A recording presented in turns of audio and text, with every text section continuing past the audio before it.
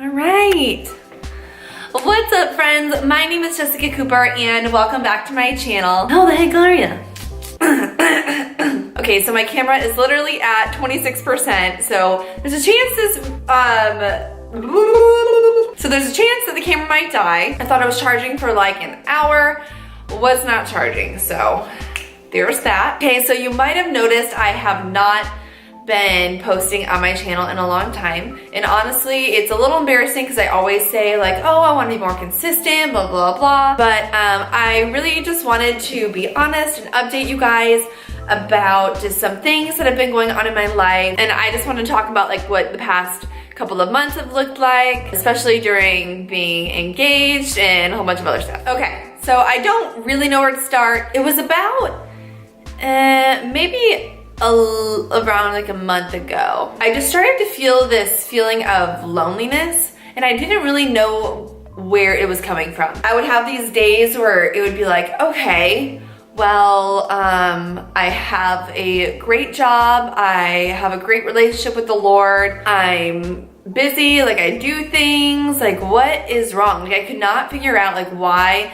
even though there were so many wonderful things going on around me and stuff, that I just had this like aching feeling of loneliness. Now there's a few things that go into that. So to make a long story short, Megan, I'm sorry if this is incorrect. Back in like November-ish, my roommate sat down with me at our old place, and she had just recently gotten engaged, and she was like, hey, I need to start saving for my wedding, so like realistically, like we cannot sign another lease together, and I totally understood. And luckily our lease was coming to an end, but it was coming to an end really quickly. So I had to figure out a backup plan. And my fiance Jack was basically like, hey, I'm deployed right now. My house is empty. It would be doing me a favor if you came, stayed at my place, took care of it.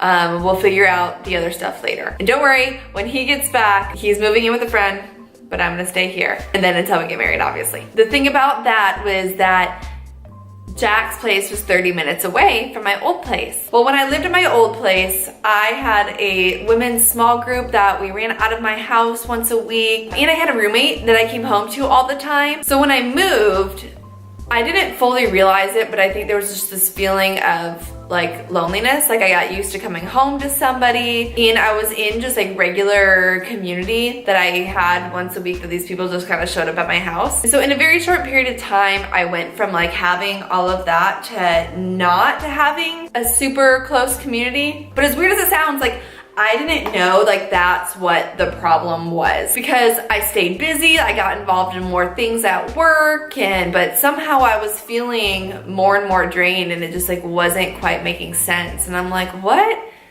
is wrong with me? And it was just kind of one of those things too, that like I was getting busy, but like I wasn't hanging out with like friends, and so it's kind of like getting lost. Like you're in the woods and you're having fun, you're going for like this little walk, and then you look behind you and all of a sudden you realize like you don't know where you are. That's kind of like what happened to me. Like it wasn't on purpose, like somehow just over a period of time, like I kind of fell away from community. And for those of you that don't know, my fiance is also deployed, and so it was just like having to maintain my long distance relationship in there too kind of made things difficult, because when I want to spend time with Jack, it's not like him and I can just like hold hands and go places together. Like I have to be really intentional, and we spend one-on-one time on FaceTime, you know what I mean? So like other people aren't exactly involved in that. So I was trying to do my best to like keep my relationship healthy and then keep all of these relationships healthy, but I was realizing I wasn't quite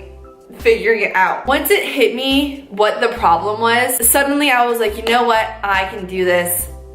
I can get back into community and I can come home to myself. So in that period where I just wasn't posting, it's because I myself just was not quite feeling right, and I just didn't know what it was. I tell you all this because you know what, sometimes life just happens. Sometimes we don't exactly know what's going on with us, but that's why it's important to stay in the herd and for people to come around you and to pour into you. But it was all a part of this interesting new season that I'm in. So the second thing I want to talk about is just being in a long distance relationship in general. So right now I'm preparing for Jack to come home.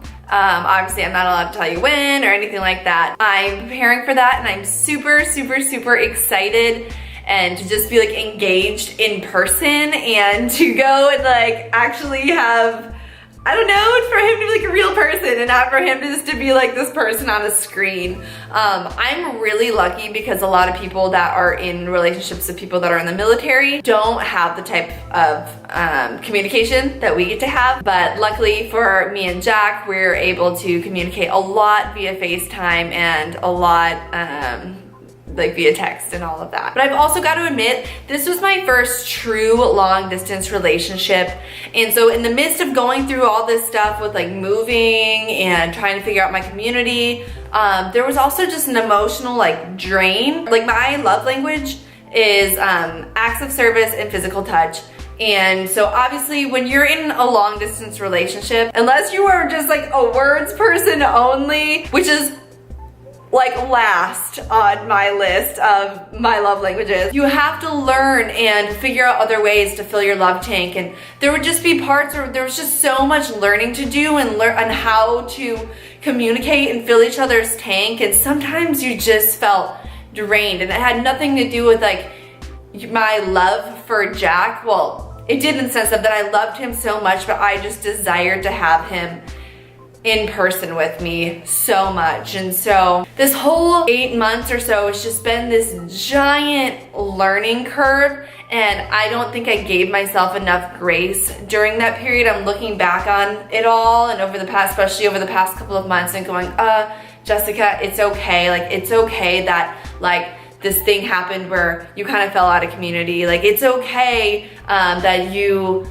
were a little drained. It's okay that maybe you didn't handle this situation the best. I can tend to be really hard on myself and be like, you didn't do that perfectly, or people are gonna be disappointed in you that you aren't at full energy level. I started to just worry that I was letting people down because I wasn't as like chippy. Is that a word? Is that a word? No, because I wasn't as like chipper or happy as usual, and it had nothing to do with the lack of the joy of the Lord in my heart. Actually, that's the one thing that got me through all of it. I was just a little drained, and the anticipation of Jack coming home is like my main focus, and I start to stress about that and go, what if I'm not gonna be a great enough fiance in person, and what if blah, blah, blah, blah, blah, blah, blah. But I also know that's a part of the learning curve. Like, there is going to be a readjustment period of, we went a really long time without each other, and now we are going to be spending a lot of time with each other. And so I'm trying to just look at it all and give myself some grace in that area as well. But other than all of those little things, I've got to say, like, this time of my life I will forever treasure, because talking is all Jack and I had. We've really gotten to know each other super well and have learned how to, as weird as it sounds, like, argue healthily. I don't always do it the best, but I am so thankful that we had this time, because it really forced us to get to know each other super well and to grow. And I'm really excited for all like the fun stuff though, like in going and experiencing more things with each other, because that is really the hardest part about a long distance relationship, is that like you're not experiencing things together. Like, you are, like, in the sense that you're talking on the phone every day and stuff like that, but you know what I mean? It's not quite the same as getting to go snowboard and surf together, and it's not quite the same as getting to go to dinners with friends and things like that. So I'm excited to go on a date again. And then lastly, at my church, we're technically on a tech fast. So I have not been on Instagram at all within the past X amount of days, whenever Lent started. Will not be back until after Easter, and I'm using Facebook sparingly, so I'll probably post this video. I use it for communication with Jack, and once in a while to see what's going on in my family's lives. So, but very, very sparingly. But I will make a whole other video on that. Taking a break off of major social media has made an incredible difference in my life, and it has forced me to stop and be present, and I've realized what an addict I truly am. It is embarrassing. Anyways, my camera is literally about to die because I told you I thought I was charging it and I actually wasn't. So if you've ever gone through anything like this, if you ever just didn't give yourself enough grace, give me some advice. I want to hear from you. And also, if you are a person that's in similar shoes to me, I don't know what you're going through, you know, whether it's a long distance relationship or what. I just want to say, hang in there. It's okay to have off seasons. But the most important thing is to lean into the Lord and to get back in the herd, because that's the one thing that I kind of regret, is that I strayed away from the people that I actually really needed to be filling me up. So anyways, I hope you liked this video. I know it was a little long. I might have overshared. And I didn't mean for any of this to be like a sob story or anything like that. It is just the reality of my life, and I wanted to be as real with you guys as possible. So I love you all. Thank you so much for watching. If you like this video, please give it a like, share it, whatever you want to do with it. And don't forget to subscribe to my channel. My name is Jessica Cooper, and just a little spoiler, when Jack comes home, we are both planning on starting a channel, so keep an eye out for that. We're super pumped, so yeah! Anyways, thank you for watching my video. Have a blessed week, and I'll see you next time. Okay, bye! Bye, buddy. Hope you find your dad.